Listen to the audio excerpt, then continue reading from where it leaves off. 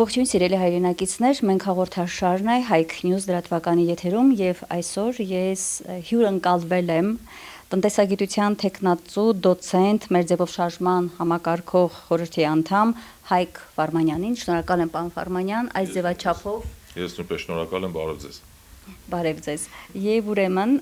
պարոն Վարմանյան, կարևոր մի քանի հարցերի եւ տնտեսական եւ նաեւ ինչու ոչ քաղաքական կփորձենք մեր այս զրույցի ընթացքում անդրադառնալ։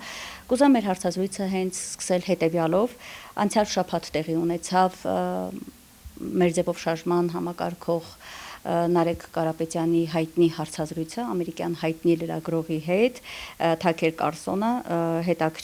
շատ հետաքրքիր հարցազրույց է, ժամից ավել տևած, եւ իդեպ ասեմ, որ արդեն տարբեր ուղղություններով գրվում է այն մասին, ասվում է այն մասին, որ մեծ դիտումներ է փաստորեն ապահովել։ Հարցազրույցը 3 միլիոն դիտում միայն Twitter-ում է ունեցել, իսկ YouTube-ում 380,000, սա խոսում է շատ լուրջ թվեր են, մեծ արձագանք կա նաեւ, բայց ես կուզեմ կենտրոնանանք հետեւյալի վրա, թե այս մեծ լսարանին ինչ կարևոր ուղերձներ հղեց Նարեկ Կարապետյանը, խնդրեմ, դրանից սկսենք։ Նախ իրոք շատ կարևոր հարցազրույց էր, այդ նմանատիպ մեծ քանակի դիտումներ արդեն վկայում են, որ հարցազրույցը ինքնին ստացված է, եւ բացի դա հայտնի հաղորդավարը, հայտնի ամբողջ աշխարհին, ուղերձները կարծում եմ շատ պարզ են եւ հստակ, առանց ենթատեքստերի, այսինքն Նարեկ Կարապետյանի թիվ 1 ուղերձը այն էր, որ պետական ինստիտուտները ավելի շուտ երկրի վարչապետը իրավունք չունի խառնվելու եկեղեցական գործերին, այսինքն մենք մի process ենք ականատես, որ ուրեմն միջամտում են սահմանադրությամբ լիազորություններ չսահմանված մի գործընթացի, սա մեկ, երկրորդը, որ մեր գաղափարական առաջնորդ Սամվել Կարապետյանը անարդար բանտարկված է առանց որևիցե պատճառի։ Այս երկու ուղերձները շատ հստակ են առանց որևիցե ենթատեքստերի, որոնք ամենագլխավորն են իմ կարծիքով եւ սրանից բխում են այլ հարցեր, այսինքն դա խաթարում է մեր ընդհանուր երկրի գրավչությանը, վարկաբեկում է մեր երկրի այն գործընթացը, որը գոյություն ունի հիմա, եւ ուղերձները վերաբերում էին դրան, այսինքն ոչ թե լոկալ, ինչ որ Նարեկ Կարապետյանը խոսեց լոկալ խնդրի մասին, լոկալ, այսպես բողոքի ձայն բարձրացրեց, այլ համընդհանուր այս քայլերը, որոնք արվում են Սամվել Կարապետյանի նկատմամբ, եկեղեցու նկատմամբ, դրանք վերաբերում են մեր ամբողջ երկրին։ Մեզ են վերաբերում, բոլորիս են վերաբերում եւ երկրի գրավչությունը, երկրի ռեյտինգը, ներդրումային գրավչությունը, դրանք բոլորը կապ ունեն մեկը մյուսի հետ։ Սա մի ողջ շղթա է։ Ճիշտ նկատեցիք, ուղերձի կարևոր ուղերձները հենց դրանք էին, մեր ազգային ինքնության կարևոր հենասյուներից մեկին եկեղեցուն էր ուղված այն պատերազմը, որ այսօր տեղի ունենում, հա, իշխանության կողմից թիրախավորված է մեր եկեղեցին եւ մյուս կողմից բանդված են եւ հոգեվորականներ եւ ազգային բարերարը։ Ի վերջո դա աշխարհում իսկապես, չգիտեմ, ցնցում առաջացնող, շոկ առաջացնող մի իրողություն է եւ մենք դա տեսանք նաեւ հարցազրույցի ժամանակ լրագրողի, այսպես ասած, ռեակցիայից, հա, նա ինքն էլ ապշում էր, թե ինչ իրավիճակ է Հայաստանում։ Իդեպ ուզում եմ մեկ փոքրիկ օրինակ բերել, մեր հայրենակից լրագրող Միացյալ Նահանգներում Հարութ Սասունյանը հրապարակել է մի նյութ, երեք տարածեց այդ իր հոդվածը, որտեղ գրում է, որ այս հարցազրույցը բացահայտեց Փաշինյանի կեղծ ժողովրդավարական դիմակը միլիոնավոր ամերիկացիների առաջ, կարծում եմ ուղերձը հասել։ Գիտեք, այս պարագայում այն ինչի մասին խոսել է Նարեկ Կարապետյանը, կարծում եմ այնքան ակնհայտ է, այնքան ցցուն է, այնքան ուրեմն կասկածի տեղիք չտվող ինչ որ մի գործընթացներ են, այսինքն այն իմաստով ինչ որ մենք ընկալում ենք բոլորս, բոլոր adekvat մարդիկ, որ դա նույն բանն է, որ որևէ մեկը փորձի ապացուցել, որ ձյունը սև է։ Եվ մենք ասենք, գիտեք, ժողովուրդ ջան, ձյունը սև չի, ձյունը սպիտակ է։ Դա դրան է նման։ Այսինքն չկա մեկնաբանության խնդիր, չկա այստեղ որևէ ինչ որ այլընտրանքային մի միտք, գաղափար, որ մենք քննարկենք, սա այսպես է, թե այնպես։ Կարևոր էր, որ դա հասավ։ Աշխարհում կարծում չկա, այո, աշխարհը պետք է իմանա այս մասին եւ աշխարհում կարծում չկա որևէ այլ երկիր, որևէ այլ պետություն, որտեղ նմանատիպ գործընթացներ իրականացվեն։ Բացի Սամվել Կարապետյանի գործից, որը մեկ բառի համար մարդ ընդամենը եկեղեցու պաշտպանության շրջանակներում ասել է մենք էլ մեր ձևով կմասնակցենք այդ process-ներին եւ այդ մեր ձևով բառը դարձել է կալանավորման պատճառ ազգային մեծ բարերարի, բացի դա եկեղեցու դեմ կատարվող այս գործընթացները եւ իրավական խնդիր կա դրանց հիմքում, այսինքն սահմանադրորեն երկրի վարչապետը իրավունք չունի խառնվելու եկեղեցական գործերին եւ բացվում է մի Պանդորայի արկղ, որը հղի է բազմաթիվ այլ վտանգներով։ Այսինքն այսօր եկեղեցու տարանջատման ինչ որ մի process է գնում, կարգալույց եղած հոգեվորականները ինչ որ պատարագել չեմ ուզում անվանեմ դա, որպեսզի մեղք չգործեմ, ինչ որ գործընթաց են ինչ որ process են իրականացնում եւ մարդիկ մասնակցում են դրան, շատ ինչ որ անհասկանալի, նույնիսկ իմ մոտ այնպիսի գիտակցություն կա, որ եթե ես այդ թեման քննարկեմ, այդ process-ը պատարագ անվանեմ, մեղք կգործեմ։ Հետևաբար չեմ էլ ուզում դա մեկնաբանեմ։ Մենք գործում ենք այդպիսի մի իրավիճակի հետ ցավոք սրտի։ Այո, կեղծ պատարագ, որը ավելի շատ կարելի է ասել բեմադրություն է, ներկայացում է եւ նպատակը բոլորս ենք լավ հասկանում, եկեղեցին ներսից պառակտելն է։ Եվ շատ կարեւոր էր, պարոն Ֆարմանյան, այս ամենը աշխարհին իրազեկելը, հասցնելը եւ այս լրատվամիջոցի, այս լրագրողի իր մեծ լսարանի միջոցով։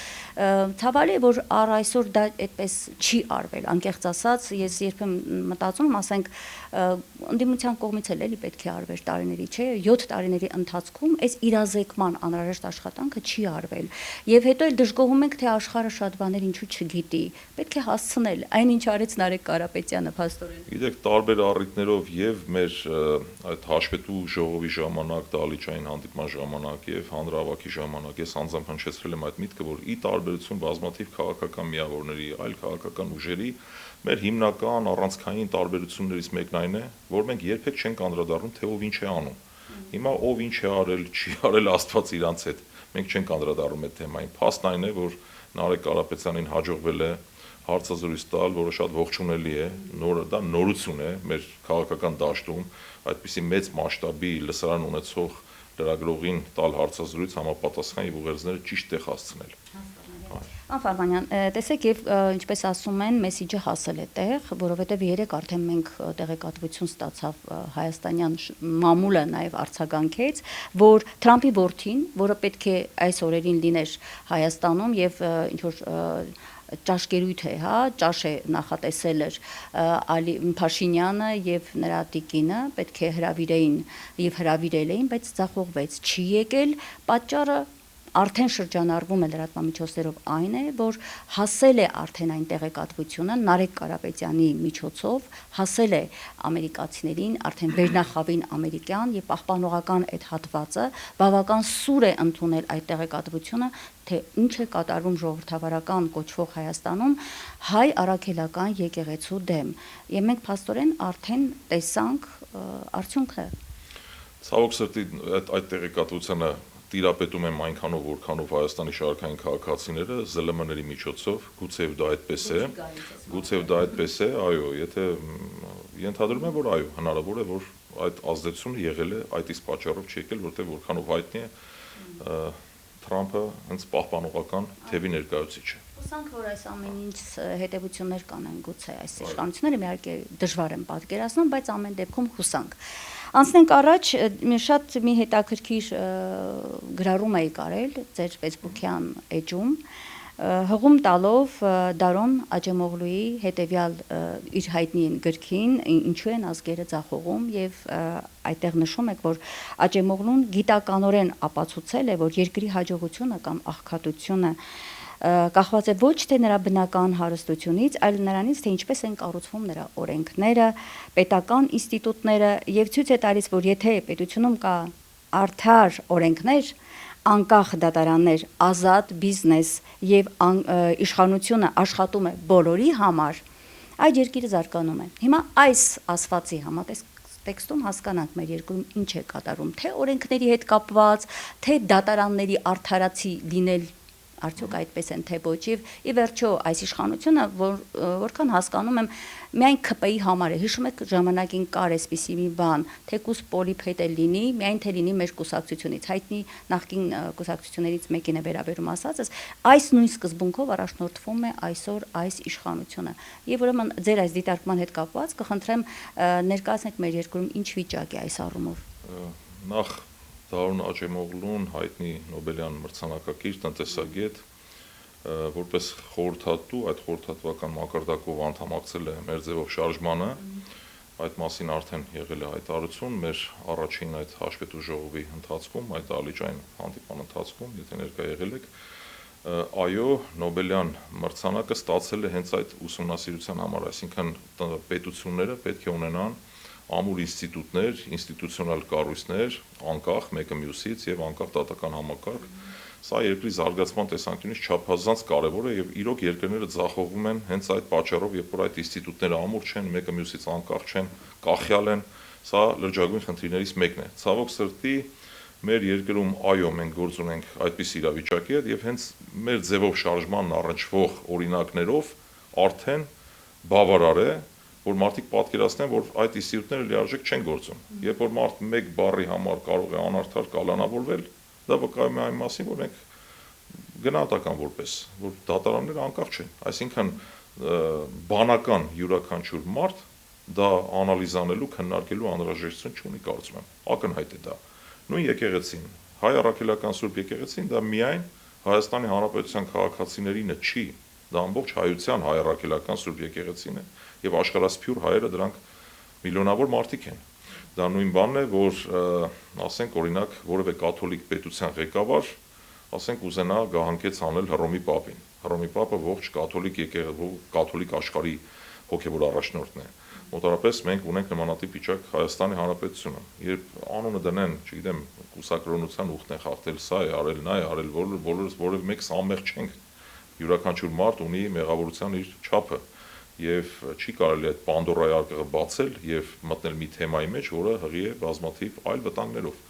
Եվ հիմա քննարկում են իբրև թե դա նորմալ նպատակներով է արվում, բայց այստեղ որևէ նորմալ բան գոյություն չունի եւ հայ առաքելական Սուրբ եկեղեցին որպես առանձին ինստիտուտ, առանձին կառույց եւս ինստիտուտ է եւ այդ ինստիտուտին մենք տեսնում ենք միջամտություն։ Եվ այս օրինակները արդեն բավարար են, որ մենք որևէ այլ թեմայի չանդրադառնանք։ Մեր երկրում ցավոք սրտի մենք ունենք նման իրավիճակ։ Այսինքն ունենք լուրջ խնդիր արդարադատության համակարգում, լուրջ խնդիրներ են ստեղծում հոգևոր հարթության մեջ, իշխանության այդ հարաբերություններում, հա, իշխանություն եւ ընդդիմություն հարաբերությունում քաղաքական դաշտը աղճատված է սև ու սպիտակ։ Նման իրավիճակում ո՞նց կարող է տնտեսությունը զարգանալ։ Այս մեր հայրենակցի Աճեմօղլուի այդ հայտնի գրքին եմ նաեւ ուզում հղում տալ։ Նման իրավիճակում մենք կարող ենք ունենալ տնտեսության զարգացում, թեպետ առավոտից երեկո պիտի ասեմ, որ իշխանության ներկայացուցիչները խոսում են տնտեսական աճից, հա, մեր երկիրը շատ բարեկեցիկ երկիր է, ներկայացնում են, որ այս շուտով կենսաթոշակները կբարձրացնեն եւ այլն։ Իրականությանը համապատասխանում է նրանց այդ հայտարարությունները։ Ուրեմն տեսեք, ցավոք սրտի երկիրը որպեսզի լինի գրավիչ ներդրումային տեսանկյունից, հրապուրիչ տնտեսական զարգացման տեսանկյունից երկու հիմնական պարամետր գոյություն ունի։ Առաջինը դա անվտանգային համակարգն է, երկրորդը սեփականության իրավունքի պաշտպանությունը։ Անվտանգությունը թողնենք մի կողմ, բոլորս գիտենք այսօր ինչ իրավիճակ է, մեր սուվերեն տարածքի մի մաս առնվազն ուրեմն գտնվում է չհաշված Արցախը թշնամու տիրապետության տակ։ Սա չքննարկենք, որտեղ դա ակնհայտ է, որ մենք ունենք ինչքան էլ խոսեն խաղաղության օրակարգից, դեռ չկա խաղաղության փաստաթուղթ ստորագրված, այսինքն խաղաղության վերաբերյալ։ Երկրորդը, ինչպես ես արդեն նշեցի, դա սեփականության իրավունքի պաշտպանության խնդիրն է։ Այն ինչ կատարվում է այսօր հեծի շուրջ, ես այդ տեսանկյունից ընդհանրապես որպես օրինակ կարող եմ բերել, որ սեփականության իրավունքը պաշտպանված չէ,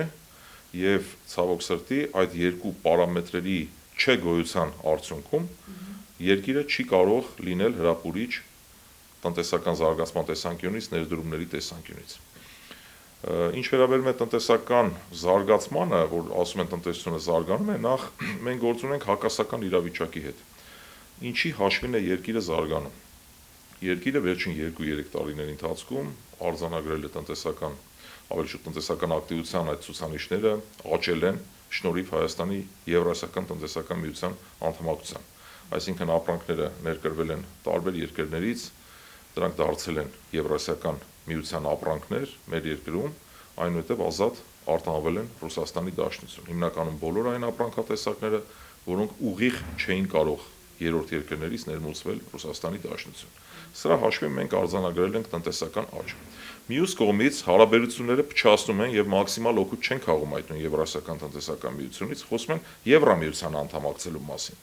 մոռանալով մի շատ կարևոր բան։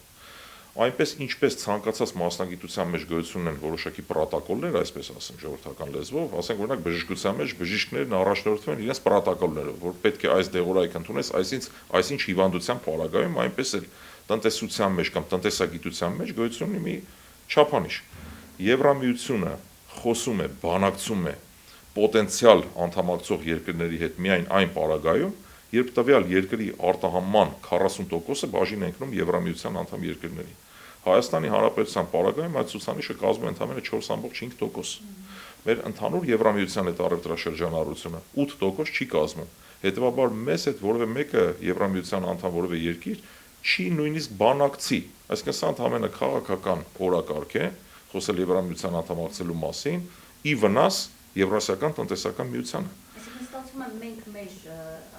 այն համակարգը Եվրասիական տնտեսական միության, որտեղ մենք գտնվում ենք եւ այն մեր դաշնակիցը Ռուսաստանը, մենք ստեղծում ենք վատ իրավիճակ, չօգտվելով անգամ տուժելով ԵՄ անդամակցման այդ գործընթացը, որ իրականում կներեք այդ բառը պիտի ասեմ բլեֆ է, այսինքն քաղաքական շղարշ իրականում տնտեսական հարթության մեջ մենք լրջագույն խնդիր ենք ունենալու։ Այդ դեպքում հարց առաջանում, ինչու են ստեղծում պարոն Ֆարմանյան նման իրավիճակ։ Այդ դուք թվեր բերեցիք, իրենք այդ թվերին չեն տիրապետում։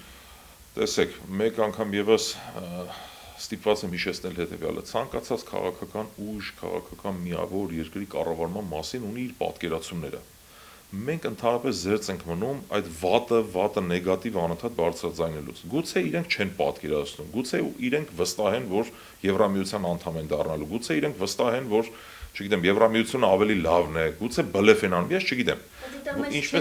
Ինչպես ենք մենք պատկերացնում, տեսեք, չի կարելի որևէ միության հետ ուրեմն համագործակցության նպատակներից ելնելով հարաբերությունը փչացնել մեկ այլ միության հետ։ Սա սովորական միության մասին ես չեմ խոսում։ Մենք խոսում ենք Եվրասիական տնտեսական միության մասին, որի շնորհիվ գերազանցապես պայմանավորված են մեր տնտեսական հաջողությունները։ Հիմա ցավոք սրտի մի իրավիճակ հետ գործ ունենք, որ Հայաստանի Հանրապետությունը անդամակցում է Եվրասիական տնտեսական միությանը, բայց մեր բանկային համակարգը, մեր կառավարությունը կատարել են այնպիսի քայլեր, որը խաթարում է այդ միության ավելի շուտ ապագա զարգացում, այսպես ասեմ։ Այսինքն ավելի շատ օգուտ քաղելու տեսանկյունից նկատի ունեմ։ Մենք կարող ենք ավելի շատ օգուտներ քաղել, որը այդպես չէ։ Այսինքն օգուտներ քաղել ենք ինքնաբերաբար, բայց նույն բանկային համակարգը ստեղծում է արհեստական խոչընդոտներ բոլոր այն տնտեսվարողների նկատմամբ, որոնց գործունեության մեջ նա տեսնում է ռիսկ, որ կարող են որոշակի ապրանքատեսակներ ներկրվել Հայաստան, այնուհետև արտանվել Ռուսաստանի Դաշնություն։ Եվ նման գործառույթներ իրենք չունեն։ Եվ ըստ տարբեր լուրերի շրջանառվող դա արվել է Ամերիկայի Միացյալ Նահանգների դեսպանատան ուղիղ ճնշմամբ։ Ամենայն դեպս 2-3 տարի առաջ նման խոսակցություններ կային։ Հայաստանը այն երկիրը չէ, որ կարող է հարաբերություն փչացնել թե Արևմուտքի հետ, թե Ռուսաստանի հետ։ Պետք է հավասարակշռված, բալանսավորված քաղաքականություն վարվի։ Իհարկե պետք է ջանքեր գործադրվեն։ Վերցնենք Վրաստանը։ Օրինակ ինձ համար որպես տնտեսագետի ամենակարևոր երկրներից մեկը դա Վրաստանն է մեր համար, որը մեր զարկերակն է, այսպես ասեմ։ Եթե չլինի Վրաստան, Հայաստանի տնտեսությունը կոլապսի կենթարկվի։ Բայց օրեր առաջ մենք տեսանք, որ այդ Եվրանեստի ժողովին ԿՊ-ական որոշ падգամավորներ քվեարկել են ի վնաս վրացական իշխանությունների, այսպես ասեմ, մի բանաձևի, որը չի բխում Վրաստանի գործող իշխանությունների շահերից։ Առանց այն էլ, ուրեմն ըստ տարբեր լուրերի, ուրեմն կարևոր չի որ կողմից եկած լուրերի, այսպես ասեմ, առանցին շրջանակներ այդ մասին ապացուցել են, փաստել են, ես ամենայն դեպս ունեմ նման տեղեկություններ, որ Հայաստանի իշխանությունները մի քանի ամիսներ առաջ կհիշեք այն միտինգները, որոնք Վրաստանում կային, այդ արևմտյան ընդդիմադիրների միտինգները սատարել են այդ ուժերին եւ վրացական իշխանությունները այդ հարաբերություն փչացրել։ Այդ իսկ պատճառով Հայաստանից արտանվող ապրանքների նկատմամբ խոչընդոտներ էին ստեղծում վրացական իշխանությունները։ Հիմա ես ինչի ես թեմայի մեջ խորացա, այսինքն մեր համար կարևոր է ոչ միայն Եվրասիական տնտեսական միությունը, այլ Վրաստանն է կարևոր, Արևմուտքն է կարևոր, որտեղ մենք այն երկիրը չենք, որ ունենանք ճանապարհներ, լոգիստիկ խնդիրներ չունենանք, ուրեմն նույն այդ բանկային համակարգը վերցնենք, SWIFT համակարգը վերցնենք, այսինքն բալանսավորված քաղաքականություն մենք պետք է իրականացնենք։ Շատերը այսօր խեղաթյուրում են այս իրավիճակը։ Տեսեք, երբ որ մենք խոսում ենք օրինակ խոսույթ այսօր հանրային դաշտում, քաղաքական դաշտում, չէ, որևէ մեկը հենց հայամետ, մեր համար հայամետ դիրքերից է հանդես գալիս, անմիջապես դառնում է KGB-ի գործակալ, դառնում է ռուսական ագենտ, չէ, նման ինչ որ մանիպուլյատիվ դրսևորումներ կան։ Բայց այն մարդիկ, ովքեր որ թուրքամետ դիրքերից են հանդես գալիս, դառնում են ինքնիշխան, անկախական, չգիտեմ, այս սա արհեստական բնույթի ինչ որ մի մթնոլորտ է, արհեստական բնույթի խոսույթ է, որի մենք դեմ ենք։ մենք ինչ ենք ասում, մենք բոլոր երկրների հետ պետք է ունենանք հավասարակշռված քաղաքականություն։ Չի կարելի հարաբերությունները փչացնել Եվրասիական տնտեսական միության հետ, զուտ նրա համար, որ մենք ձգտում ենք դեպի Եվրամիություն։ Շատ կարևոր բան ասացիք, հետևյալ առումով, որ սա նշանակում է, որ մեր երկրում չի իրականացվում, երկրի գործող իշխանության կողմից չի իրականացվում պետականամետ մեր շահերից, հայանպաստ շահերից բխող, հայկական շահերից բխող քաղաքականություն ի վերջո։ Այսինքն մենք կարող ենք ասել, իդեպ քաղաքական տարբեր գործիչներ հաճախ են երկար այս տարիների ընթացքում իրենց վերլուծություններում հաճախ են շեշտում այն գաղափարը, որ օտարի օրակարգն է սպասարկվում թե տնտեսական ոլորտում, թե քաղաքական ոլորտում, եւ այն փաստը, որ Վրաստանի հետ կապված կոնկրետ դուք բերեցիք, այսինքն ինչ եք գնում պաշտպանում ընդդիմությանը, որտեղ նրանք արևմտամետ են, այսինքն դուք ուղղորդվում եք կոնկրետ կենտրոններից իշխանությանը վերաբերում է այդ հարցս։ Այսինքն ուղղորդվում են, չէ, կոնկրետ կենտրոններից, որի հիմքում չկա հայկական շահը, սա է խնդիրը։ Տեսեք, կոնկրետ օրինակով նույն Վրաստանի հետ կապված, եթե որևէ մեկը չի գիտակցում, որ Վրաստանի հետ հարաբերություն փչացնելով մենք խաթարում ենք մեր արտահանումը, նշանակում է դա հայամետ դիրքորոշում չի։ Խնդիրը շատ պարզ է։ Այսինքն հիմա թե ուղղորդվում են, չեն ուղղորդվում, բնականաբար դժվար ասել, չեմ կարող ասել, բայց այդ գործողությունները վկայում են մի բանի մասին, որ դա մեր շահերից չի բխում։ Մենք նորից եմ կրկնում, պետք է գիտակցենք, որ Վրաստանի հետ հարաբերություն փչացնելով Վրաստանը, Իրանը դրանք մեր համար կարևոր երկրներ են։ Ես ի նկատի չունեմ միայն այսպես մեխանիկորեն արևմուտք կամ, չգիտեմ, Եվրասիական տնտեսական միություն կամ Ռուսաստան։ Բոլորի հետ Հայաստանը պարտավոր է վարել հավասարակշռված քաղաքականություն, եւ այդ հավասարակշռված քաղաքականությունը պետք է սկսել հենց մեր հարևան Վրաստանից։ Սա է ուզում ասել։ Ասում եմ, պետք է սկսել Թուրքիայից եւ Ադրբեջանից եւ պետք է բացել սահմանները, շրջափակումը պետք է վերացնել եւ որպես այդպեսին այս մի երկու օրը խառնվել են իրար ոգևորությամբ, ասում են, այդ ծորենը 32 տարի փակված ճանապարհներով մտավ Հայաստան Ադրբեջանով։ Հələ կխոսենք թե ծորենը ինչ որակի ծորեն մտավ Հայաստան, բայց եւ համարում են, որ ապա շրջափակում է։ Դուք ինչ կասեք այս առողջության։ Նախ սկսենք հետևյալից։ Նորից մեր ձևով շարժման, այսպես պատկերացումներից ելնելով հարցը կմեկնաբանեմ հետևյալ կերպ։ Մեր դիրքորոշումը հետևյալն է. լավին լավ, վատին վատ, օբյեկտիվին օբյեկտիվ, մենք այսպես ենք առաջնորդվում այս գաղափարներով։ Իհարկե լավ բան է, որ լինի այլընտրանքային ճանապարհներն ապաշրջափակվեն։ Դա հիմարություն կլինի առնվազն, որ ասենք դա լավ չի, որ ենթադրենք Ադրբեջանի տարածքով ծորեն եկավ մտավ Հայաստան։ Իհարկե լավ է։ Բայց եկեք մի փոքր վերլուծենք այն հայտնի անեկդոտի նման, որ ասում է մեզ որտեղ են փորձում գցել, ժողովրդական լեզվով ասած, չէ։ Մի կողմից մենք այդ ապաշրջափակում իրենք փորձում են տեղավորել խաղաղության օրակարգի մեջ, մյուս կողմից Ադրբեջանի նախագահ Ալիևն ասում է Սևանը Գյոկչա է։ Այսինքն եթե Սևանը Գյոկչա է, Արևմտյան Ադրբեջան է, նշանակում է մենք խաղաղության օրակարգից դեռ շատ հեռու ենք։ Սա մեկ։ Երկրորդ փաստը, եթե մենք դիտարկում ենք, որ ծորենը եկավ Ադրբեջանի տարածքով, ինչպես եկավ։ Եկավ Ադրբեջան, այնուհետև Վրաստան, այնուհետև Հայաստան, ճիշտ է։ Հիմա հարց. քննարկել է որևէ մեկը արդյոք ավելի կարճ ճանապարհ Ադրբեջանից միանգամից Հայաստան տարբերակը Ղազախ, Իջևան, ուրեմն Հրազդան, Երևան ճանապարհով։ Եթե այդ հարցը չի քննարկվում, որը վերաբերում է նաև Մեղրիին, նշանակում է Ադրբեջանը եւ Թուրքիան ունեն ավելի հեռար վատ նպատակներ։ Եվ ես որպես մասնավոր անձ կարող եմ վերլուծել հետեւյալ կերպ ստեղծված իրավիճակը։ Իրենք լավություն են անում այսպես կոչված, բացելով, ապաշրջափակելով իրենց տարածքով Վրաստանի տարածքով դեպի Հայաստան ծորենի ներմուծումը, հետագայում իրենց ավելի մեծ գլոբալ նպատակները իրականացնելու համար։ Որտեղ երբ որ անընդհատ խոսում են Մեղրիի մասին, նույն Մեղրիի օրինակը բերեմ, չեն խոսում այդ իմ նշած Իջևան, Ղազախ, Հրազդան ճանապարհի մասին, չեն խոսում Թուրքիա-Ախուրյան երկաթգծի մասին։ Այսօր նույն Թուրքիան ինքը խնդիր չունի, Վրաստանի տարածքով էլ Ադրբեջանի հետ կապ ունի, ասում են մենք ուզում ենք Ադրբեջանի հետ կապել, նշանակում է մենք գործ ունենք ոչ օբյեկտիվ իրավիճակի հետ։ Այսինքն գոյություն ունի մի իրավիճակ, որն ավելի կարճ ճանապարհների խնդիրը թողած, իրենք խոսում են ավելի երկար ճանապարհի մասին, խոսում են ապաշրջափակման մասին, ամփոփ է միտքս, միևնույն ժամանակ Ադրբեջանի նախագահը խոսում է, որ Սևանը դա Գյոկչա է,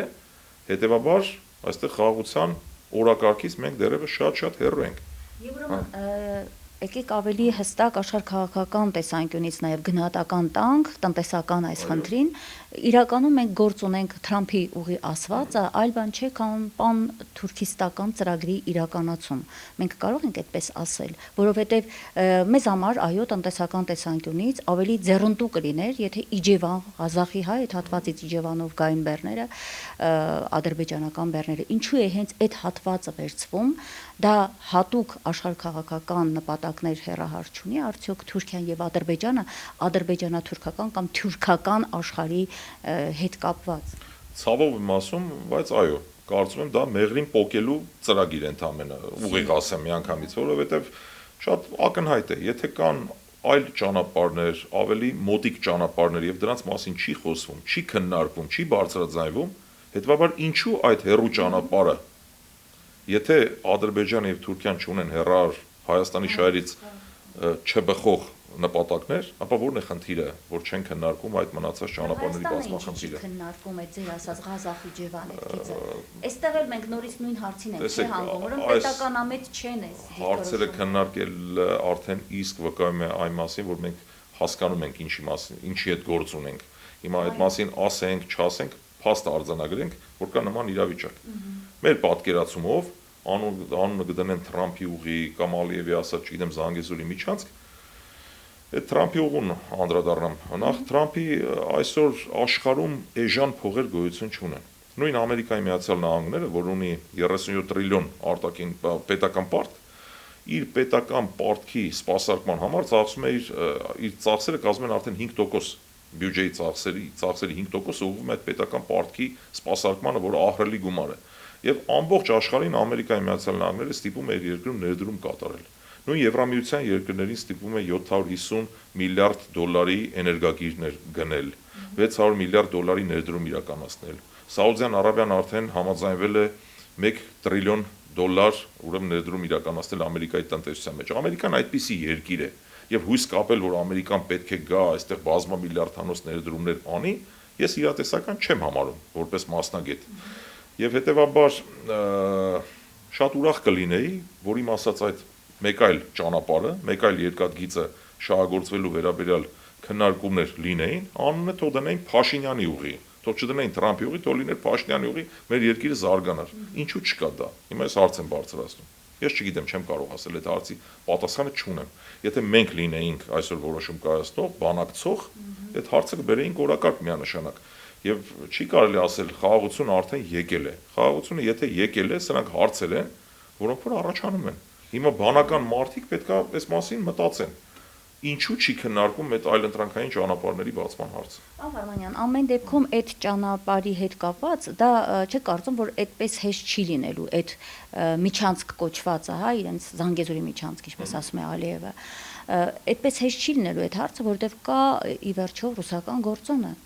Այո, այդ մասին բազմիցս խոսել եմ, արտահայտվել եմ, մեկ անգամ եւս ասեմ, ինչի մասին է խոսքը։ Հայաստանի Հանրապետությունը Եվրասիական տնտեսական միության անդամ երկիր է։ Հայաստանի Հանրապետության տարածքը դա ոչ միայն Հայաստանի Հանրապետության տարածք է, սուվերեն տարածքը, այլ նաև ընդհանուր մաքսային միության մաս, Եվրասիական միության անդամ երկրների մասին է խոսքը։ Ընդհանուր այդ Եվրասիական միության շրջանակներում մաքսային տարածքի մի մաս է կազմում։ Եվ քանի որ կան միասնական մաքսային կարգավորումներ, այդ ամբողջ ապրանքաշրջանառությունը, որը պետք է անցնի մեր տարածքով, պետք է ենթարկվի այդ միասնական կարգավորումներին։ Այդ հարցերի վերաբերյալ քննարկումներ ես դեռ չեմ լսել։ Չեմ լսել մտահոգություններ, որ ինչպես պետք է այդ միասնական կարգավորումն իրականացվի, արդյոք չկան խոչընդոտներ օրենսդրական եւ այլն։ Առայժմ խոսվում է միայն այն մասին, որ լինելու է մաքսային հսկողություն եւ վերջ, բայց այդ մաքսային հսկողությանն էլ է մեզ անդրադարձել։ Հնարավոր է, որ լինի ինչ-որ մի վիզուալ պատկեր, այսպես ասած, լինեն մարդիկ նստած, որ իբրև թե իրականացնում են մաքսային հսկողություն, բայց բովանդակային առումով ես չեմ կարծում, որ այդ հսկողությունը լինելու է։ Առայժմ չեմ պատկերացնում։ Ուրախ կլինեմ, որ լինի մեր երկրի շահերից ելնելով, որ մեր երկիրը չտուժվի, վաղ մյուսօր մեր գործընկեր պետությունները Հայաստանին Եվրասիական միությունից հանելու խնդիր չբարձրացնեն, որտեվ կան հետևյալ ռիսկերը, եթե այդտեղ չկա, խոսքը ինչից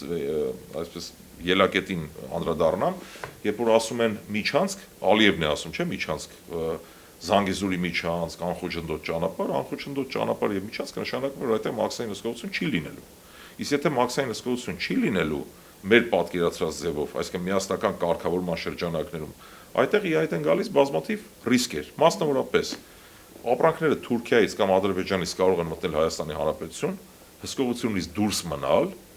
բոլոր այն ապրանքները, որոնք Հայաստանից արտանվում են Ռուսաստան, այնտեղ չեն մաքսազերծվում, իսկ հսկողություն չի իրականացվում, եւ այդ չմաքսազերծված ապրանքները կարող են հայտնվել Եվրասիական միության անդամ երկրներում, եւ դա մաքսատուրք կորի, որովհետեւ մաքսատուրքը դա միասնական բյուջե է ուղղվում, եւ միասնական բյուջեից կարող են գումարներ կորել պարզապես, եւ այդ մտավախությունը այո ունեն, ռուսներն ունեն այդ մտավախությունը, հիմա թե ինչ քայլեր կձեռնարկեն, երբ կարձագանքեն, չէ, այո։ Ապրանքի բովանդակության հետ կապված էլ կա մտավախություն, ինչ են տեղափոխելու, կարող են չէ զենք տեղափոխել Հայաստանի տարածքը օգտագործել։ Եթե կրկնում եմ, երկու տարբերակ գոյություն ունի, կամ իրենց ասած իշխանությունները ինչ են ասում են հսկողություն լինելու է, սա մեր սուվերեն տարածքն է, Աստված տա թող այդպես լինի, բայց մենք խոսում ենք այն մասին, որ կան ռիսկեր, քննարկվել է արդյոք այդ միասնական կարգավորման հարցը, ինչպես է դա իրականացվելու, որտեղ չի համապատասխանում Ալիևի խոսույթը մեր իշխանությունների խոսույթին, նրանք ասում են ուրեմն միջանցք, չտեսնենք նաև հայ մաքսավորների համար չենք տեսնելու, իրենք ասում են, որ դա լինելու անխոչնդոտ ճանապարհ, մենք ասում ենք, եթե մենք խոսում ենք ապա շրջափակման մասին, որոնք դա սովորական տարանցիկ տրանզիտ ճանապարհ պետք է լինի, այնպես ինչպես Վրաստանի տարածքով ապրանքներն ուղղվում են դեպի Ռուսաստանի Դաշնություն, ասենք։ Ապա խնդիրն ինչու՞մ է, որ անընդհատ խոսում են այդ մասին։ Նույն այդ թրիփի շրջանակներում, տեսեք, Ադրբեջանը փայատեր է։ Ինչու է փայատեր, հարցը առաջանում, չէ՞։ Մեր երկրի տարածքում Ադրբեջանը ինչու պետք է փայատեր լինի։ Սրանք հարցեր են, որոնք առաջացնում են որոշակի կասկածներ, դրա համար մենք բարձրաձայնում ենք։ Որ այդ կասկածները նաև առկա են դրսում նաև վերջերս Փարիզում էր, եթե ես չեմ սխալվում, Փաշինյանը եւ այնտեղ ասուլիս էր տալիս, հենց այդ հարցերն էին նաև հնչում, թե այդ ուղում ինչպես է տեղի ունենալու այդ ամբողջ ստուգման, կարգավորման, կարգավիճակը ի վերջո այդ ես ես անկեղծ ասեմ, ես ինքս չլսեցի Փաշինյանից հստակ պատասխան, ինքը անդադ կրկնում էր նույն մտքերը, որ մեր ինքնիշխանության, տարածքային ամբողջականության շրջանակում, բայց հասկանալի է, որ մարդկանց չի բավարարում այդ ուղղակի թեզերը կրկնելը, կոնկրետ գործնական հստակ ձևակերպումներ մենք չենք տեսնում եւ սա խիստ վտանգավոր է, որտեղ հերթական անգամ կարող է Փաշինյանը այս ԿՊ-ական իշխանությունը ուղղակի գնա եւ իրականացնի Ալիևի պահանջները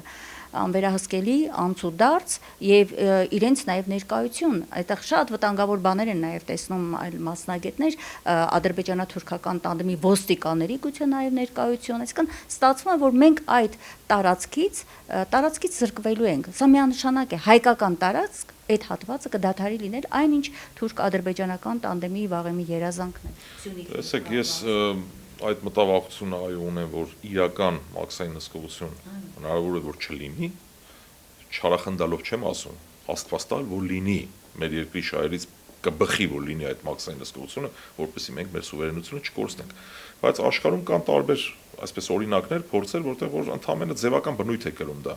որպեսզի պատկերացնենք վիզուալ առումով ինչի նկատի ունեմ, երբ որ Արցախը կար, մենք որ մեկնում էինք Արցախ, կհիշեք, կային որոշակի կետեր հսկիչ կետեր, այդ հսկիչ կետերում Մացյանում լրացնում էին մեքենայի պետհամարանիշը, անձնագրային տվյալները, բայց իրական հսկողություն չկար։ Մոտավորապես այդ տարբերակով հնարավոր է, որ լինեն մարդիկ ֆիզիկապես նստած,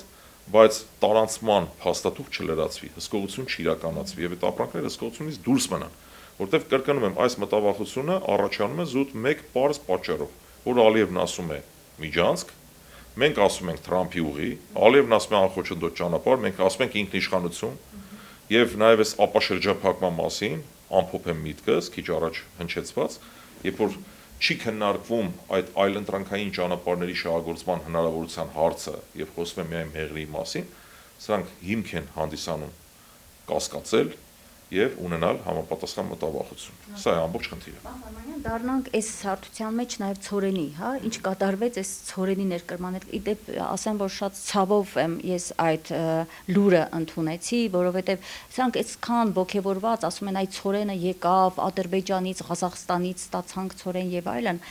Բայց չէ որ մենք մի ցորենի մեծ շտեմարան հանձին Արցախի կորցրել ենք, որովհետեւ մեկ այդ մասին չի խոսում, Արցախը համարում են թոք, ավելորդ մի բան, որ այդպես պարամ, որ գցված էր հայ ժողովրդի վզից հազիվ ազատվեց, տվեց բրծավ, որովհետեւ մեկը չի արձանագրում այն փաստը, ես չգիտեմ ինչքան տոննաներով, բայց գիտեմ, որ հայաստանյան ցորենի զգալի հատվածը, հա, Արցախից է ներմուծվել եւ Արցախը այդ առումով ոչ ոք չի հիշատակում, թե ինչ մեծ դերակատարում է ունեցել այդ հարցում։ Հիմա դառնամ հաջորդ իմ հարցին, լավ, այս ցորենը ոնց եկավ։ Մենք տեսանք, չէ, Ղազախստանից պիտի գար, բայց Ղազախստանից սկզբում չմտավ, եկավ իսկ իրականում նախ ռուսական ցորենը եւ ոնց մտավ։ Այստեղ կա եւ տնտեսական բաղադրիչի հետ միաժամանակ հստակ քաղաքական բաղադրիչ։ Ռուսաստանը իր մեսիջը ուղարկեց, ես կուզենամ այդ հարցին անդրադառնալ եւ ներկայացնել ինչ կատարվեց այս ցորենի ամբողջ այս ներկրման պատմության մեջ։ Տեսեք, նորից մեկ անգամ եւս պետք է անդրադառնամ մեր ձևով շարժման ոճին, գաղափարախոսության, այսպես ասեմ։ Ընդհանրապես չի կարելի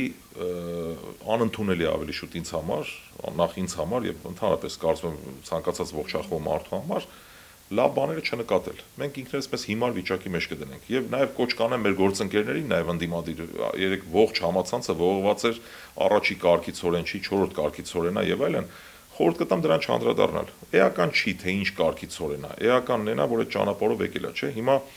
ավելի սրա ռիսկերին ես կնախընտրեի անդրադառնալ, թե ինչ ռիսկեր են պարունակում, ավելի շուտ ինչ ռիսկեր կան, քան թե անդրադառնալ նրան, որ ցորենը 4-րդ կարգի թե առաջի կարգի։ Սա էական չի, հավատացած եղեք, որովհետև Հայաստանին պետք է նաև 4-րդ կարգի ցորեն։ Այո։ Մի բան թատեմ, ամեն դեպքում անասնակերի վրա էին պայմանավորվել, թե մարդու համար օգտակար ցորենի։ Կամ խոսքը վերաբերում է հետևյալին, որ էկոնոմիկայի նախարարը ժամանակից շուտ սկսեց ողջևորվել անիմաստ, որ այդ ցորենից ես կուտեմ, իրենք ընկան անհարմար վիճակի մեջ, այսպես ասեմ, բայց գլոբալ առումով անդրադառնալ այդ թեմային մի քիչ պետք չէ ժանանալ, սենց ասեմ։ Այսինքն 4-րդ կարգի կլինի կրկնեմ միտքս, թե առաջի կարգի սա փաստ է, որ այդ ցորենը եկել է անկախ նրանից թե ինչ է։ Փաստն այն է, որ այո եկել է Ադրբեջանի տարածքով սա այլընտրանքային ճանապարհ է։ Իրականում այո, համաձայն եմ ձեր հետ։ Արցախը դա մի տարածք էր, որը մեզ ապահովում էր նաև ցորենով։ Հիմա կորցնել Արցախ եւ ուրախանալ, որ Ադրբեջանի տարածքով եկել է ցորեն, մի տեսակ աբսուրդային վիճակի հետ մենք գործ ունենք, սա մեկ։ Երկրորդ, մեկ անգամ եւս կրկնեմ, եթե չի քննարկվում այն հարցը, որ այլընտրանքային ճանապարհներ կան Վրաստանի տարածքով պարտադրիչի, որ այդ ցորենը մտնի, եւ այդ հարցը չի քննարկվում, եւ միևնույն ժամանակ իրարից ընդամենը 1-2 օրվա տարբերությամբ Ադրբեջանի նախագահը խոսում է Սևանի մասին, որ դա գյոգչա է, արևմտյան Ադրբեջանի մասին, որ արևմտյան ադրբեջանցիները պետք է հետ գան, եւ մեր իշխանությունները այս տնտեսական հարցը բերում կապում են խաղաղության օրակարգի հետ, ես դեռ տեսնում եմ լրջագույն ռիսկեր։ Ադրբեջանը կարծում հենց այնպես չի բացել այդ ճանապարհը, որ հենց այնպես ուղղակի տենց բարեգութ գտնվեց, որ այդ ճանապարհով եկավ։ Արցախը շրջափակման մեջ էր, մարդիկ սովից մահանում էին, կոտորվում էին, բայց ինչու չէին ապաշրջափակում այն ժամանական, որևէ մեկը չէր անհանգստանում։ Հիմա հանկարծ բարի գտնվեցին, ապաշրջափակեցին։ Այսինքն հերահար տեսնելով այս իրավիճակը, թե ինչ է խոսում Ադրբեջանի նախագահը, թե ինչու այլ ընտրանքային ճանապարհների մասին քննարկումներ չկան, ես այնքան էլ չեմ ոգևորվում այդ փաստով։ Լոկալ եթե վերցնենք, որ այո, Ադրբեջանի տարածքով եկել է ցորեն որպես այլ ընտրանքային ճանապարհ, նորմալ է։ Դա նորմալ է։ Բայց պետք է ռիսկերը չեզոքացվեն, ռիսկեր չպետք է լինեն։ Գինը պիտի հասկանանք, դա ինչ գին է պահանջում։ Ինչ գին ունի, շատ ճիշտ եք, այո, հենց դա եմ ուզում ասել, ինչ գին ունի, ամեն ինչ ունի իր գինը։ Նայած մենք ինչի հաշվին ենք դա անում։ Երբ որ խոսում են նույն Թուրքիայի ապաշրջափակման վերաբերյալ, որ թուրքական տնտեսության հետ մենք, չգիտեմ, սերտանանք, սերտաճենք եւ այլն, եթե դա պիտի լինի հայկական տնտեսության կլանման գնով, իմ համար դա անընդունելի է։ Դա նույն բանն է, որ մենք այսօր նորից առիթ ունեցել եմ մեկ այլ լրատվամիջոցի նույն բանը ասելու, $100,000 գույքը վաճառենք $10,000 եւ ուրախանանք դրա համար։ Դա մոտարապես նույն բանն է, այսինքն ինչ գնով, լավ, ինչ ենք մենք դրա դիմաց շահելու։ Ես հիշեցնեմ եւ ձեզ եւ մեր ունկնդրին, որ հենց այս ապաշրջափակում կոչված ցորենը եկավ վայբան, հա, այս ուրախության ֆոնին Ալիևը հստակ այսպես կոչված անկլավների հարցն է մեջտեղ բերել։ Իսկ այդ անկլավները իրականում անկլավներ չեն, դրանք մեր հայկական տարածքներն են։ Այսինքն այդ որ ասում ենք գին, այո, նաև այդ գինն է, տարածքներ պոկելու, հա, մենք ոգևորվում ենք այսպես ապաշրջափակում, խաղաղություն, որն իրականում չկա, դեռ անգամ ստորագրված չէ, նախաստորագրված մի փաստաթուղթ է, որն էլ դեռ չգիտենք ինչ հիմքով է ստորագրվելու, եւ մենք ողջևորված դրանով իրականում պատրաստվում է այս իշխանությունը տարածքներ զիջել, սա էլ մեկ այլ թեմա է գնի մասին խոսելուց, այսինքն ինչ արժեն այս ամբողջ խոսակցությունները։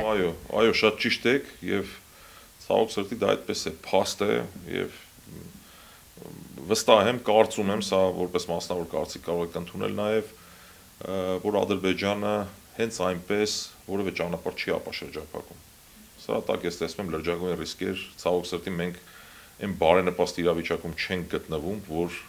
հավասարը հավասարի հետ խոսելու հնարավորություն ունենանք։ Այսօր մեր տարածքի մի զգալի հատված գտնվում է թշնամու օկուպացիայի տակ, այդ մասին որևէ մեկը չի խոսում, չի բարձրաձայնում։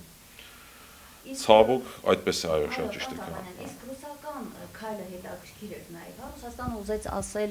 իր ցորենը մինչ ղազախականը կհասներ, ռուսական ցորենը հասավ Հայաստան։ Ռուսաստանը հերթական անգամ ուզում է ասել վերահսկողությունը այնուհանդերձ տարածաշրջանի իմ ձեռքում է, ես եմ այստեղ հիմնական խաղացողը եւ այլ խաղեր չեմ ընդունում։ Կարող ենք այդպես այսպես ձևակերպել։ Անկեղծ ասած բազմաթիվ հարցեր կան, որոնք դեռ երկար այսպես անալիզ անելու անհրաժեշտություն ունեն։ Այդ հարցը դժվարն է մեզ պայն պատասխանել անկեղծ ասած, այո, 98%-ով ցորենը Ռուսաստանի Դաշնությունից էր գալիս, գուցե Ռուսաստանը այդ քայլով ուզում է ցույց տա, որ միևնույն է, դա իմ ցորենն է, գալիս է այս տարածքով եւ ես ուրեմն նորմալ եմ վերաբերում, դժվար է ասել այս պահին, որովհետեւ նույն, եթե անդրադառնանք մենք թրիփին, նույն թրիփի հետ կապացել, օրինակ Ռուսաստանի դիրքորոշումը ավելի թվացial, այսպես ավելի սուր պետք է լիներ, որը չկա։ Այսինքն դեռ անհասկանալի դիրքորոշում ունի Ռուսաստանի Դաշնությունը այս հարցում, իրենց տեսանկյունով, եթե նայենք հարցեր կան, որոնք դեռ վերլուծելու անհրաժեշտություն են այս պահին, որտեղ ընթացքին զարգացումները ավելի հստակեցնեն ընթացքը։ Ես հեծի հետ կապված փոքր ինչ դուք անդրադարձաք, բայց քանի որ վաղը հանրային ծառայությունների այդ կարգավորման հանձնաժողովի նիստն է սպասվում, որով փաստորեն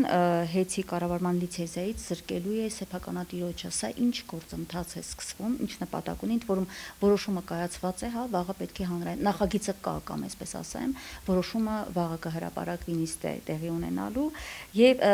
սեփականատիրոջից ունեցվածքը խլելու գործընթաց է, սա մենք այդպես կարող ենք արձանագրել։ Ուրեմն տեսեք, մենք գործ ունենք երկու իրավիճակի հետ, փաստացի իրավիճակի եւ ֆորմալ իրավիճակի հետ։ Եթե վերցնենք փաստացի իրավիճակի հետ, ինչ է տեղի ունեցել, Սամվել Կարապետյանը մեկ բառի համար ընդհանրապես կալանավորված է, այնուհետև դրան հաջորդել է այս հեծի գործընթացը։ Թե մանրամասների մեջ ինչ կան, մասնագետները առիթ ունեցել են, խոսել են այդ մասին, բնականաբար ավելի լավ են տիրապետում, նաև մեր թիմի անդամները, որոնք տեղյակ են այդ խնդրին, խոսել են այդ մասին։ Ես կարող եմ ընդհանրապես մեկ բան ասել, նորից անդրադառնալով մեր հարցազրույցի սկզբին։ Երկրի գրավչության համար երկու հիմնական նախապայման գոյություն ունի՝ անվտանգություն, ինչպես ես արդեն նշեցի, եւ սեփականության իրավունքի պաշտպանություն։ Ցավոք սրտի, այո, փաստացի մենք գործ ունենք սեփականության վերաբաշխման մի գործընթացի հետ, որը տեղի ունենում մեր աչքի առաջ։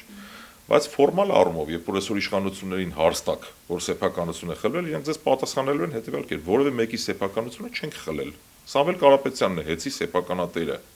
Շարունակում է մնալ հեծի սեփականատերը։ Այլ հարց է, որ իրականում ինքը այդ կառավարման process-ին մասնակցություն չունի։ Եվ մենք ակնհայտորեն գիտենք, որ եթե այս process-ը այսպես շարունակվի եւ չկանգնեցվի այս process-ը, գնալու է դեպի նրան, ինչի մասին մենք խոսում ենք, այսինքն սեփականության ունեզրկման։ Եվ իշխանությունների դիրքորոշումը հետեւյալն է, որքանով ես տեղյակ եմ մոտավորապես, որովհետեւ մեկի սեփականությունից չեն զրկել, այդ ֆորմալ կողմն եմ ասում։ Կա խնդիր, չգիտեմ, իբրև թե մենք լիցենզիայից ենք զրկում եւ մցրել ենք արտաքին կառավարում, այսպես կոչված։ Բոլորիս համար ակնհայտ է, որ դա, չէ, սեփականության վերաբաշխման գործընթաց է։ Հիմա աստվածտա, որ այդ ֆորմալ գործընթացը մնա այնպես ինչպես կա եւ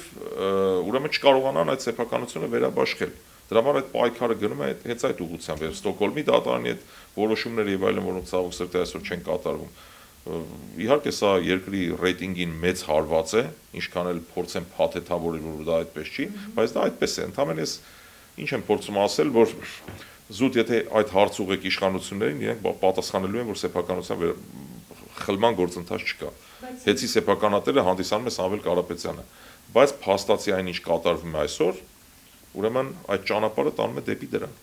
Ես ուզում հիշեցնել ամիսներ առաջ երբ սկսվեց հեծի դեմս արշավը, Նիկոլ Փաշինյանը հայտարարեց,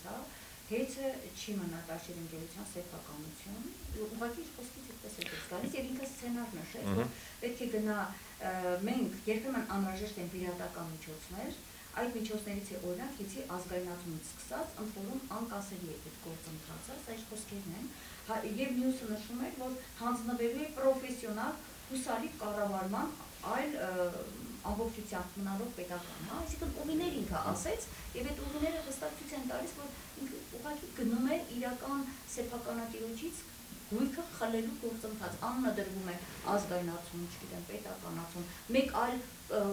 կազմակերպությանը փոխանցում։ Գիտեք ոնց յուրաքանչյուր գործընթացի տակ կա որոշակի նպատակ։ Աննպատակ չեն լինում գործընթացները, ես ընդհանրապես կարող եմ ենթադրել, որ հաջորդ տարի ընտրություններ են եւ հեծը ինքը մեծ ռեսուրս ունեցող կազմակերպություն է եւ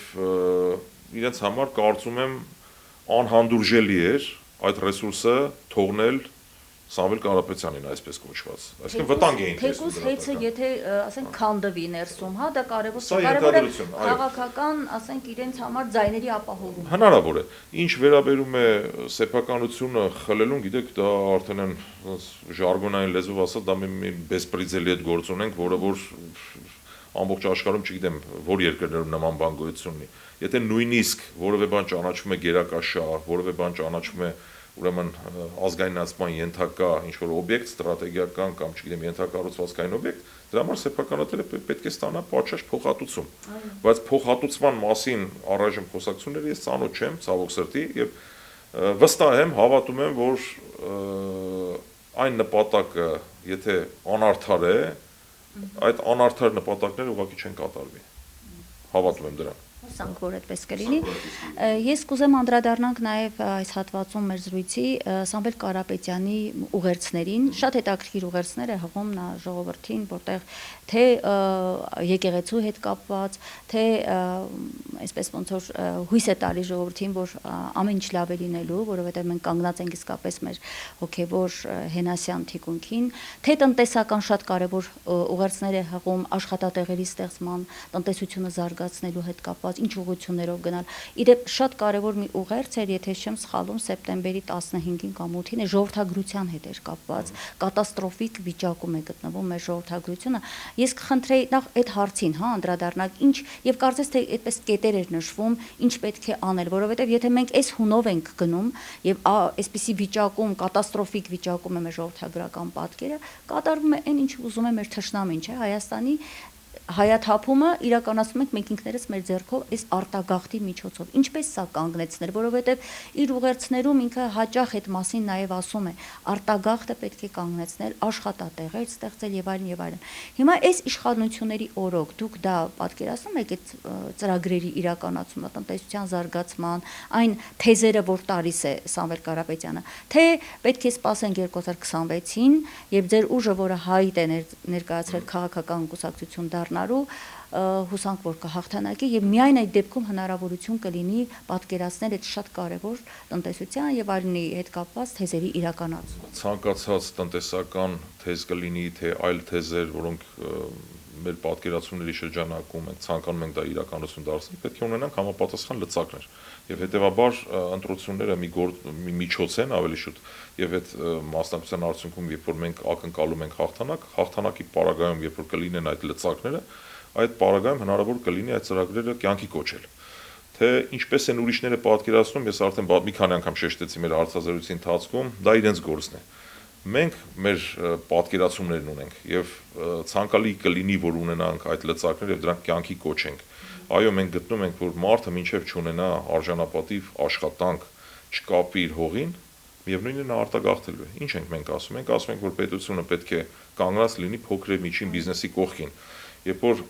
այսօր նայում ենք թվերին, պետական եկամուտների մեջ փոքր եւ միջին բիզնեսի ներկայացուցիչների վճարած հարկերը ընդհանրապես 2% են կազմում, 2-2.5% մինչեւ։ Եվ այդ մարդկանց հարկերը կրկնապատկելով պետությունը բյուջեի խնդիր չի լուծում, բայց ստիպում է, որ այդ մարդիկ արտագաղթեն։ եւ 2000-ից ավել ընկերություններ են փակվել հենց այդ կրկնապատկման արդյունքում։ Հիմա մենք ասում ենք պետք է այդ մարդկանց հնարավորություն տանք, որպեսզի չարտագաղթեն։ Երբ որ մարդը վճարում է ընդամենը 200,000 դրամ հարկ կամ 100,000 դրամ հարկ եւ դու կրկնապատկում ես, այդ գումարը մեծ գումար է փոքր եւ միջին բիզնեսի ներկայացուցչի համար։ Կային նախկինում միկրոբիզնեսի ներկայացուցիչները, որոնք եւս տեղափոխվեցին հարկային դաշտ։ Ինչն է միկրոբիզնես, իրենք հարկեր չեն վճարում, բայց ունեն 2-3 աշխատատեղ, վճարում են իրենց աշխատակիցների եկամտային հարկ եւ երկրից չեն արտագաղթում։ Երբ որ այդ մարդու հարկը կրկնապատկում ես, նորից եմ կրկնում, բյուջեի ֆիսկալ առումով, մուտքերի առումով խնդիր չի լուծվում, բայց սոցիալական հարցերը դու խաթարում ես, այսինքն շրջանառության հարկով պետությունը լուծում է սոցիալական խնդիր։ Այսինքն փոքր եւ միջին բիզնեսի կողքին կանգնելը մենք դա ի նկատի ունենք, որ պետք է արտոնյալ պայմաններ լինեն, պետք է խթանող քաղաքականություն վարվի, որպեսզի մարդիկ չարտագաղթեն։ Այսինքն դրա տակ կան հազարավոր մարդիկ, փոքր եւ միջին, որոնք բյուջեի ընդհանուր մուտքերի մեջ մեծ եղանակ չեն ստեղծում, բայց երկրից չեն արտագաղթում։ Եվ աշխատատեղ ասելը մենակ ի նկատի չպետք է ունենալ ստեղծել գործարան կամ որևէ ինչ-որ մի օբյեկտ եւ այդ օբյեկտում մեխանիկորեն մարդը մտնի աշխատի։ Պետք է ստեղծվեն այնպիսի մեխանիզմներ, որ մարդը ներդրելու իր գումարը ներդնելու մասնակցություն ունենալու հնարավորություն ունենա պետական երաշխիքներով։ Դիցուք ասենք կառուցվում է մի ենթակառուցվածքային օբյեկտ, ասում ենք եկեք փոքր գումարներով մասնակից դարձեք այդ պրոյեկտին, պետությունը կերաշխավորի, որ ձեր ներդրումները չկորեն։ Սա որպես օրինակ եմ բերում։ Նույն ասենք տարիներ առաջ բանկային համակարգը ավելի ռիսկային էր, երբ ավանդները երաշխավորող հիմնադրամ ստեղծվեց, ավելի հուսալի դարձան բանկերը։ Նույնը վերաբերում է այլ ոլորտներին։ Նաև այդ աշխատատեղ ասելու շրջանակներում պետք է նկատի ունենալ նաև այլ մեխանիզմներ, որը մարդուն կապահովի, այսպես արժանապատիվ ձևով ներդրումային ծրագրերի մասնակցություն ունենալու առումով։ Նաև սա նկատի ունենք։ Ես մի փոքր մեջբերում եմ այստեղ ինձ մոտ արձանագրել ուղերձներից մեկից Սամվել Կարապետյանի Հայաստանում կա մեծ պոտենցիալ արտադրությունների կառուցման, շահավետ ներդրումային ծրագրեր ստեղծելու, հատկապես շրջանների բնակիչներին ապահովելու համար, միջազգային խոշոր ներդրումներ ներգրավելու, արտագաղթը դրանցով հանդերձ դադարեցնելու։ Այսինքն հայտնի բարեգործ, բարերար, հայտնի գործարարը ինքը տեսնում է, որ Հայաստանում կա այդ հնարավորությունը։ Գիտեք, ամենամեծ ցավը նա է, պարոն Ֆարմանյան, երբ որ այս տողերը ես կարդացի, հասկացա, այնպես չէ, որ չկա այդ հնարավորությունը։ Հետևաբար հարց է առաջանում, ինչու չի իրականացվում համարժեք քաղաքականություն այս ամենը իրականացնելու համար։ Այսինքն այսօրվա քաղաքականությունը մենք կարող ենք ասել, որ միտված չէ այն ամենին, ինչ ասենք որպես թեզ նշել է պարոն Կարապետյանը։ Ինչ ենք մենք ասում, տեսեք, այստեղ էլ մի մանիպուլյատիվ խոսույթի հետ մենք գործ ունենք վերջերս, որ ասում են կրթությունը ստորադասվում է գործարաններին եւ այլն, որովհետեւ մեկը չի ստորադասում որևէ բան։ Մենք ասում ենք ընդհանրապես հետեւյալը. ենթակառուցվածքներ զարգացնելը դա երաշխիք չէ այն բանի, որ մարդիկ չեն արտագաղթելու։ Երբ որ դու կառուցում ես դպրոց վարկային միջոցներով, երբ որ քո ծախսային ծախսերի պետական բյուջեի 10%-ը բաժին եկնում միայն պետական պարտքի սպասարկմանը, եւ դու $2 միլիոն դնում ես դպրոց ես կառուցում, որտեղ սովորում են ընդհանրապես 6-7 աշակերտներ, չունես վերլուծություն, թե արդյոք քանի աշակերտ են ընդունվել վերջին տարիներին դպրոց, քանիսն են ավարտել, վստահաբար կարող ենք ասել, որ բազմաթիվ մարդիկ, բազմահազար մարդիկ արտագաղթել են Հայաստանի Հանրապետությունից, մենք ասում ենք դա հարցի լուծում չի։ Պետք է ստեղծել արժանապատիվ աշխատատեղեր, այսինքն ոչ թե ստորադասում ենք մեկը մյուսին, այլ ասում ենք սա կարևոր է, բայց առաջնահերթ են աշխատատեղերի ստեղծումը եւ նաեւ մեկ այլ մանիպուլյատիվ խոսակցություն էլ գիտենք, որ ասում են պետությունը գործարան կառուցող չէ։ Մենք չենք ասում պետությունն է կառուցելու գործարաններ, պետությունը պետք է ստեղծի համապատասխան պայմաններ։ Օրինակ ասենք Չինաստանի օրինակը բերենք, վերջին տարիներին Չինաստանը թռիչքաձև աճ չէ արձանագրում։ Ավտոմեքենաները, նույն էլեկտրամոբիլները, որոնք տարածված են այսքան շատ, ինչու են այդքան էժան, որովհետեւ պետությունը ստեղծում է պայմաններ, որ այդ արտադրողները կարողանան էժան արտադրանք թողարկել։ Սա որպես օրինակ։ Հիմա մեր պետությունը թե ինչ է անում այդ աշխատատեղերի ստեղծման տեսանկյունից, ես չեմ կարող ասել, բայց ես կարող եմ վստահություն հայտնել, որ այո, մեր ուժը ունի այդ հնարավորությունը, որտեղ կան բազմաթիվ իրագործված ծրագրեր, այսինքն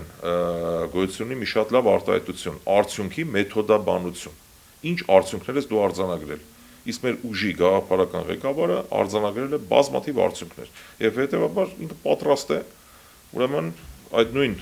փորձը նաև պետական կառավարման լծակները ունենալու պարագայում իրագործել։ Հա, այսինքն Սամվել Կարապետյանի պարագայում սա թեզեր չեն, էլի, գործուն արդեն արված աշխատանքի մասին արվող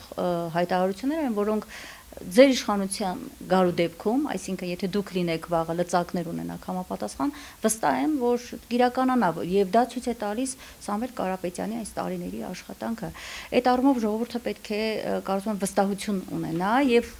տեսնում եք այդ վստահությունը։ Տեսեք, ես մի շատ կարևոր ուղերձ եմ ուզում հղել։ Ընդհանրապես խիստ կարևոր է, մեկ անգամ եւս կրկնեմ։ Կարևոր չի թե ով ինչ է մտածում, ով ինչպես է պատկերացնում երկրի կառավարումը։ Դա իրենց գործն է։ Մենք դրան չենք անդրադառնում։ Մենք ասում ենք, մենք կարող ենք։ Մենք կարող ենք անել ավելի լավ։ Մենք կարող ենք սա ապացուցված փաստերով հիմնավորել, որ մենք այո, կարող ենք կյանքի կոչել այդ ծրագրերը, ինչ որ մենք ենք պատկերացնում։ Դե իրենք ինչու չեն անում։ Ինչու են իրենք գտնում, որ կարելի է $2 միլիոն ծախսել դպրոցաշինության վրա, ասենք մեկ դպրոցի կառուցման համար բյուջեից գումարներ փոշել, դա իրենց խնդիրն է, թողնենք մի կողմ։ Մենք ասում ենք, դա ճիշտ չի։ Սկզբում պետք է լինի աշխատատեղ, բարեկեցիկ, արժանապատիվ, որպեսզի մարդը կարճած մնա իր հողին, լինեն այնպիսի մեխանիզմներ, որ մարդիկ կարողանան ներդրումային ծրագրերում մասնակցություն ունենալ, որը արժանապատիվ աշխատանքին այլընտրանքային մի մեխանիզմ կլինի,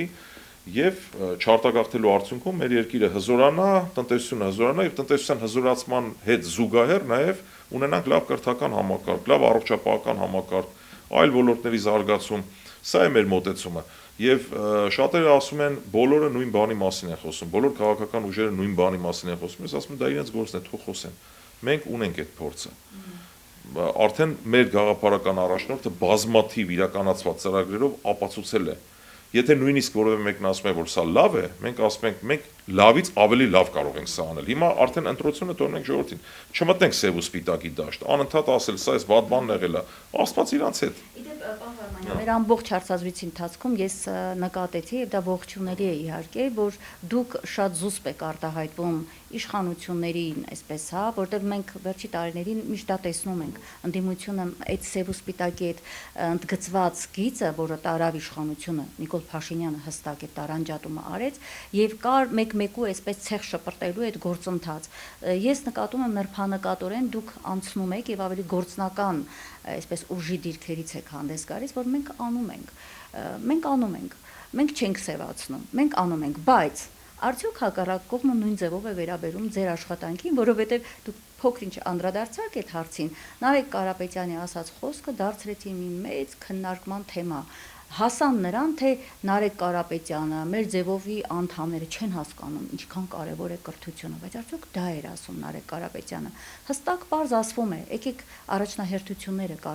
կարևորենք, նախ գնանք արտադրություն ստեղծենք, մարդկանց տանք աշխատանք, որ մարդը չարտագաղթի ու կառուցվող շատ թանկ գնով կառուցվող դպրոցը դատարկ չմնա։ Հիմա այս ասված խոսքը, ձեր ասած մանիպուլացվեց այնպես, որ ստացվեց հետևյալը՝ Նարեկ Կարապետյանը չի կարևորում կրթությունը։ Գիտեք, հենց ոչ թե այստեղ զուսպ կամ անզուսպի խնդիրն է, մի փոքր փորձեմ մեկնաբանել, նախ մարդիկ հոգնել են արդեն անընդհատ բացասական տեղեկատվությունից, բացասական ինֆորմացիա լսելուց, քանդեցին, այսպես արեցին, այնպես, բոլորը գիտեն։ Այսինքն դա այնքան ակնհայտ է, որ նույն այդ ինստիտուտների իրարից տարանջատված չլինելը, չգիտեմ, ոչ արդար դատական համակարգը, մենք արդեն Սամվել Կարապետյանի փորձով գիտենք, չէ՞ որ անարդարության հետ գործ ունենք։ Գիտենք դա այդ մասին։ Ավելի ճիշտ կլինի այդ մոտեցումը, այսինքն ցույց տալ, թե ինչ կարող ենք մենք անել, որպեսզի մարդիկ ընտրության հնարավորություն ունենան։ Եվ իրենց դա իշխանությունների ցանկությունն է վերել սև ու սպիտակի դաշտ։ Իրենք այդ սև ու սպիտակի դաշտում միշտ հաղթում են։ Երբ որ դու մտնում ես այդ վիրավորանքներին պատասխանելու դաշտ, ամեն անհեթեթությանը պատասխանելու դաշտ, դա մի աբսուրդային վիճակի մեջ ես հայտնում, որ ինքդ քեզ ես վնասում։ Հետևաբար մենք ճիշտ ենք համարում մեր մասին խոսել, թե ինչ կարող ենք մենք անել։ Ուրիշի արածը դա մեզ որևէ կերպ չի հետաքրքրում։ Այլ քաղաքական ուժեր եւս ունեն իրենց թեզերը, Աստված իրենց հետ, դա իրենց պատկերացումն է։ Հիմա նույն բազմաթիվ մարդիկ անհատներ օրինակ վիճում են, չէ, Թրամփի ուղին լավ է, գուցե լավ բան է։ Ես ասում եմ լավ բան է, թե լավ բան չի, ես գտնում եմ այսպես։ Մենք արտահայտում ենք մեր տեսակետը, մեր կարծիքը, որպեսզի մարդիկ տեսնելով ընտրության հնարավորություն ունենան։ Կարծում եմ, սա ավելի ճիշտ մոտեցում է, քան թե քննադատել անդադար, շարունակ, դրանից որևէ այսպես գործնական հաջողություն չենք ունենալու 100%։ Քննադատել եւ չտալ այլ ընտրանքը։ Ես ձեզ ասեմ շատ կարեւոր է, ընդ որում մեր լրատվամիջոցը երբ հարցումներ է անում ժողովրդի մոտ, մարդիկ ասում են, հա լավ,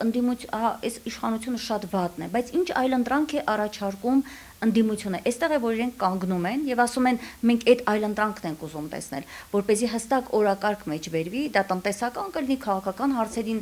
վերաբերող կլինի, այսինքն ոչ թե միայն քննադատել Նիկոլ Փաշինյանի, այսինքն Նիկոլ Փաշինյանի օրակարգի հետևից պետք չէ գնալ, այլ սեփական օրակարգը բերել եւ եթե ձեր ուժը նման տարբերակով է առաջնորդվում, սա շատ իհարկե ողջ։ Տեսեք, օրինակ մի օրինակ բերեմ, իրենք ամեն ինչն են սև ու սպիտակի մեջ տեսնում, նույն խոսում են, ասում են, եթե մենք չենք ուրեմն խաղաղությանը դեմ եք։